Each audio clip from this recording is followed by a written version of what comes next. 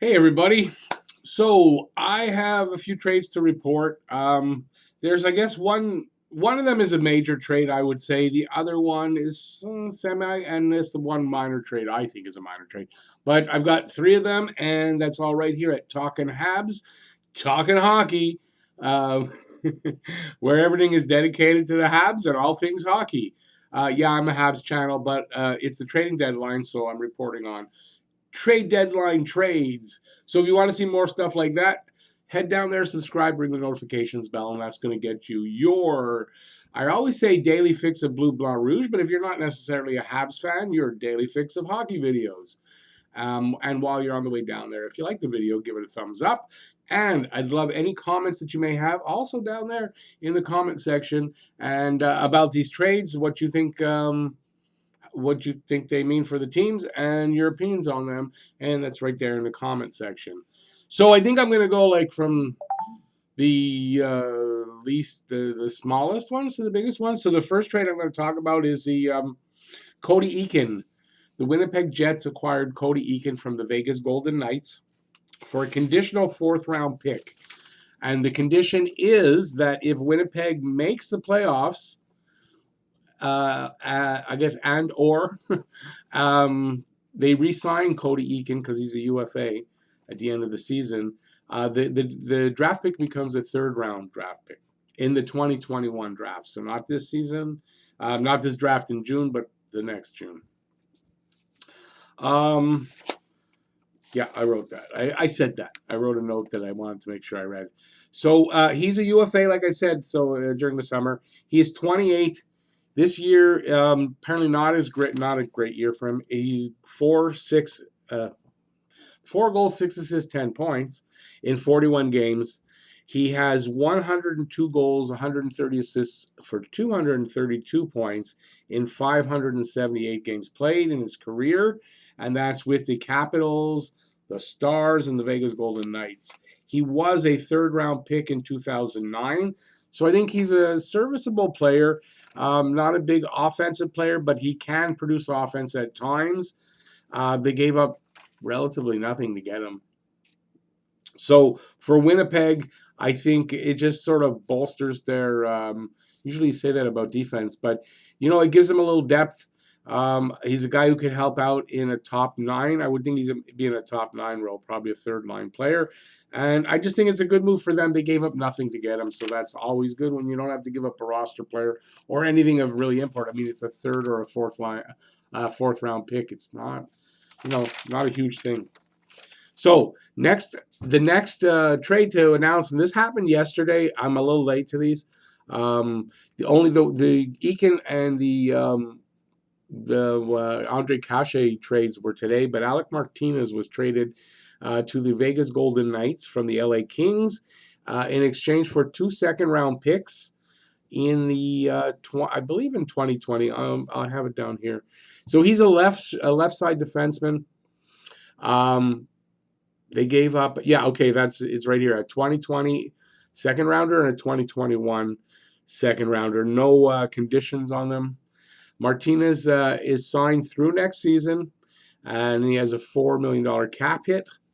He is a two-time Cup winner in 2012 and 2014. He scored the Cup-winning goal in 2014. 64 games played in the playoffs. He's 32 years old. He can log big minutes, can play left side or right side, and will help with the special teams, especially penalty killing. He's good at. He's better at. He's a good penalty killer. That's the word I'm looking for. Golden Knights are 22nd ranked in the NHL in the PK, so he'll help their PK. LA is continuing to rebuild. They have already sent Tyler Toffoli to Vancouver, Jack Campbell and Kyle Clifford to Toronto, so they're definitely rebuilding. But they're probably done, from what I can tell, they're probably done for now with this trade for the trade deadline. But maybe you might see a guy like Trevor Lewis, who's a forward move from them. So I think this was a good deal for both teams. It filled the needs both teams had. Montreal had been rumored to be interested in Martinez. I'm a Habs channel. I was talking Montreal. And that's for like the last 2 seasons, but obviously they're not going to get him. But I think it's a good move for both teams. for Vegas. Definitely shores up their defense. Hopefully for a playoff run that they're hoping to have. I'm not sure if they're in the. I think they're just outside. And yeah, I just think it's a good move for both. And LA, well, they're rebuilding. The draft picks are always good, and they got 2 second rounders for. He's a little bit older. What did I say his age was?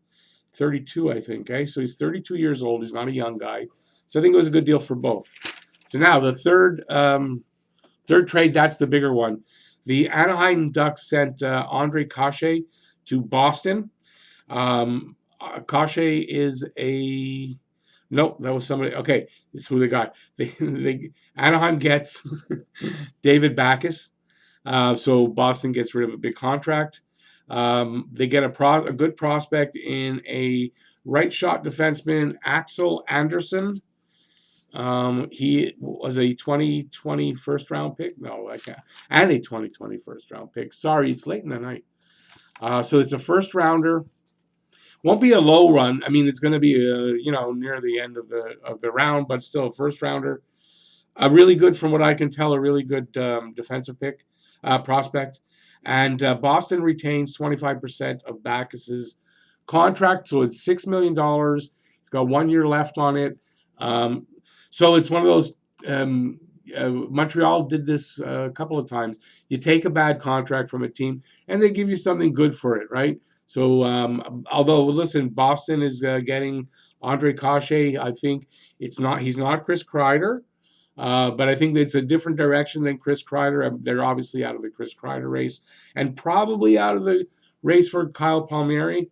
I would think this gives them a lot of help on their help. They've been having a little trouble, I think, offensively in the last little bit. So he's a top 6 player. I think he helps them. Probably will play on the second line with Krejci, and I just think it gives them more offense going into the playoffs. Can't hurt. Now, sure, Boston's a rival of Montreal. I don't like it, but they were going to get somebody. They were obviously going to pick up somebody. So he's 24. He has 23 points in 49 games this season. He was a 7th round pick in 2014. And he has 96 points in 198 games played in his career. That's in 4.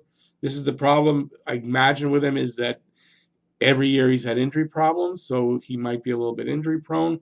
He has a $2.6 million contract that he signed through next season, so that's a good thing for Boston. Definitely helps them on their cap issues, because Kreider was a lot more expensive. So this is probably a better move for them. And they get rid of Backus' contract. He's 35. He only had 3 points in 16 games. Skating is an issue with Backus. Apparently in the offseason last year, he worked really hard to get his skating to improve, but obviously not enough. He is paying $6 million this year and next year. So Boston doesn't, Anaheim doesn't have to eat much of this year's. It's almost the end of the season. And Boston's retaining 25%. So next year it's only $4.5 million. I believe Anaheim has the cap space. Anderson is a 20-year-old second round, 57th overall pick by Boston in 2018. He has 22 points in 41 games this season for Moncton Wildcats of the QMJHL. He's got a very high offensive upside from what I can tell. I think Boston's going in a different direction. Obviously, they're out of the Kreider race. Rumored to be probably not going to go after Kyle Palmieri. And they save cap space. And just getting rid of that bad contract of back has got to help the team going forward. I know Boston was a little bit trouble with cap issue. They had cap issues. I think even after this, they only have about $4 million cap space left. So it's a good move by Boston. Cachet's a top 6 guy, helps the offense going into the playoffs. It's what they need. I mean, they've been starting to have problems scoring, and I don't think winning as much as they were at the beginning of the year. So this should give them a bump up and solidify the top 6. So the first 2 lines. So there you go. That's what's going on. These are the latest 3 trades going into the deadline. Deadline is on Monday at 3 p.m. That's when it's all done. Just to plug myself, I'll be on the air at noon. It's going to come up soon, the live stream, so I'll be doing live. And we'll see what's going on at noon. I don't really expect a really big, heavy day, but we're going to find out on Monday. I kind of expect over the next couple of days, over the weekend, we're going to see a few more trades, and we'll see if any of the big guys, as they say, fall over the weekend, and see what is left on Monday. So thanks everybody for watching. Really appreciate it. Give a thumbs up if you like the video, and you can subscribe and ring the notifications bell if you like the video and you want to see more videos from me over here at Talking Habs. And please leave any comments about any of these trades. What you think of them? Do you think they'll help the team? Which team won? Which team lost? Those kind of things in the comment section below. Really appreciate it. And that's it. Thanks for watching, everybody, and a peace out. Bye, y'all.